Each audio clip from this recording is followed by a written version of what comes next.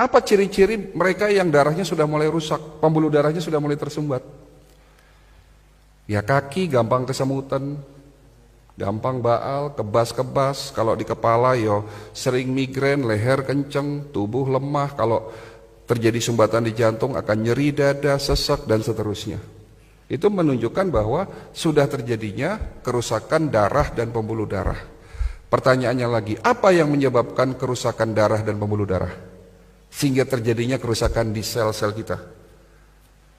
Penyebabnya karena faktor radikal bebas. Tolong ini diperhatikan, ini penting sekali ilmunya. Radikal bebas. Radikal bebas itu satu molekul yang kehilangan pasangan elektronnya, sangat reaktif, kalau nempel di sel, sel kita rusak. Entah itu sel darah merah, entah itu sel darah putih, di mana sel darah putih kita tahu sebagai antibodi tubuh kita, entah itu di pembuluh darah. Kalau terjadinya kerusakan di pembuluh darah, ya akan terjadi peradangan. Ini bahaya sekali. Kalau terjadinya peradangan atau inflamasi terjadi di pembuluh darah kita. Ini yang menyebabkan pembuluh darah kita menjadi rusak. Yang pada akhirnya kolesterol, zat-zat sisa itu mengendap di tempat terjadinya peradangan tadi. Sehingga terjadi yang namanya plak atau sumbatan pembuluh darah. Nah, radikal bebas itu terbentuk akibat proses oksidasi. Tolong perhatikan lagi. Oksidasi ini apa? Oksidasi itu contohnya kalau di luar sana besi berkarat. Berarti tubuh kita bisa karatan, ya. Proses oksidasi terjadi secara alami, Bapak Ibu sekalian. Di saat kita bernafas, beraktivitas, saya berbicara, bahkan kita tidur terjadi proses oksidasi. Ya, karena manusia tidak bisa menghindari proses oksidasi, Allah sudah menciptakan obatnya ada dalam tubuh kita. Diproduksi tanpa Bapak Ibu sadari sejak kita kecil, ya, di saat kita lahir di dunia sampai nanti kita mati. Ada obat dari segala macam obat, rajanya obat sebagai benteng pertahanan pertama yang dapat menetralisir terjadinya oksidasi. Kalau tidak ada obat ini, 5 menit tubuh kita rusak, Pak. Namanya antioksidan, betul. Kalau hari ini kita masih berkecimpung di vitamin, di antibodi, sudah ketinggalan zaman, Pak. Hari ini dokter-dokter di Eropa, di Amerika, penemu-penemu suplemen, itu bagaimana caranya menemukan satu antioksidan yang kembali lagi tujuannya untuk menetralisir terjadinya oksidasi agar tidak terbentuk yang namanya radikal bebas. Ini penting sekali. Antioksidan diproduksi dalam tubuh kita. Ada 2, glutathione dan superoksid dismutase. Glutathione itu rajanya antioksidan. Ya. Dan SOD panglimanya, ada raja yang memimpin negara, ada panglimanya atau perdana menteri lah.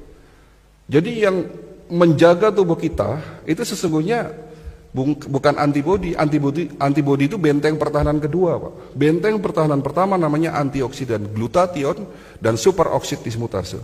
Namun setelah usia Bapak 40 tahun, produksi antioksidan, glutathione dan SOD menurun.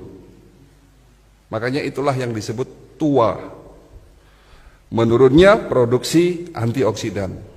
Sehingga pada saat usia 40 tahun dan terus bertambah, terjadinya oksidasi yang tidak diimbangi dengan produksi antioksidan, sehingga terbentuk yang namanya radikal bebas. Dan radikal bebas inilah yang mulai merusak pelan-pelan sel-sel tubuh kita.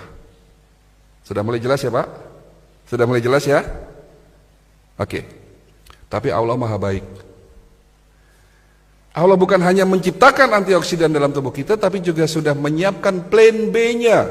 Menciptakan antioksidan ada di sekitar kita sebagai obat, sebagai penawar. Ada di mana? Ada di buah dan tanaman herbal. Yang di mana antioksidan itu disebut sebagai prajurit-prajurit antioksidan.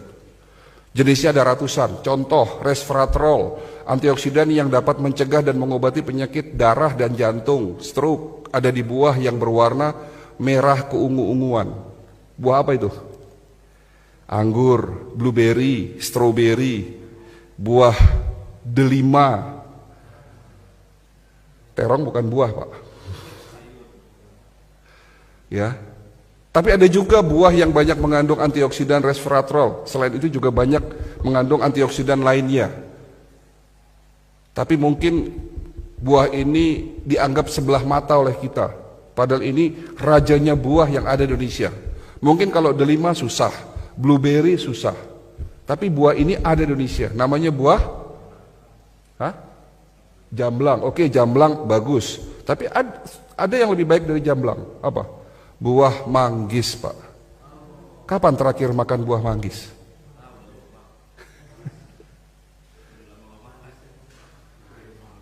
Antioksidan namanya lycopene. Dapat mencegah penyakit prostat. Bapak-bapak yang sudah mulai susah kencing nih. Kencingnya tidak tuntas, netes lama. Kemungkinan sakitnya prostat. Dapat dicegah, diobati oleh lycopene. Ada di mana? Buah tomat dan semangka. Tomat dan semangka, makan tomat dan semangka tiap hari. Antioksidan namanya bromelin, dapat mencegah penyakit kanker, tumor payudara. Ada di mana? Buah nanas.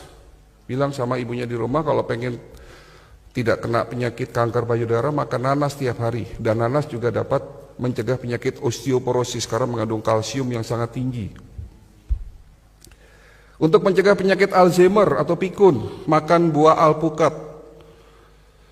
Untuk mencegah penyakit batu empedu, makan buah apel, dan semua buah mengandung prajurit-prajurit antioksidan.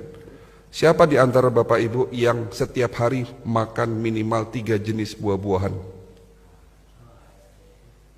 Siapa di antara Bapak Ibu yang dalam waktu 1 minggu